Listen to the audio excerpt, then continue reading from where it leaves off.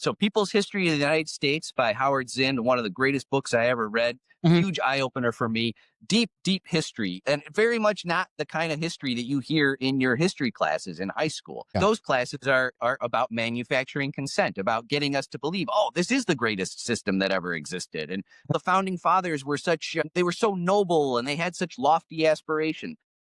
True. I don't want to say that's not entirely true, but they also had personal interests. And talk And about the people, here, the yeah, slaveholders, there were a number of slaveholders who helped write the Constitution, helped come up with the 3/5 compromise, which horrible blot on our history that we don't spend a whole lot of time talking about. We skip right over that a slave is only worth 3/5 as much as anybody else living in those areas is awful.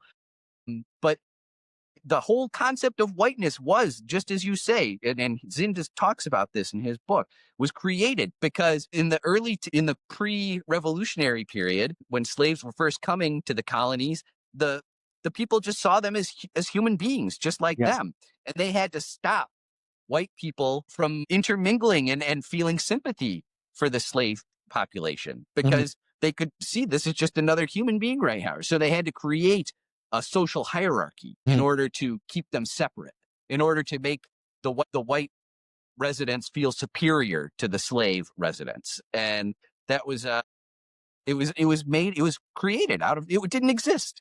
No. We've had these ideas. We've lived hundreds of years since these ideas were first implemented. So they seem like the most normal thing in the whole world, but it was created out of nothing. And it was created out of self-interest of the owning class. When you read that book, and naturally a lot of people need to understand Bacon's Rebellion and to understand that this stuff was, let's go back again, manufactured.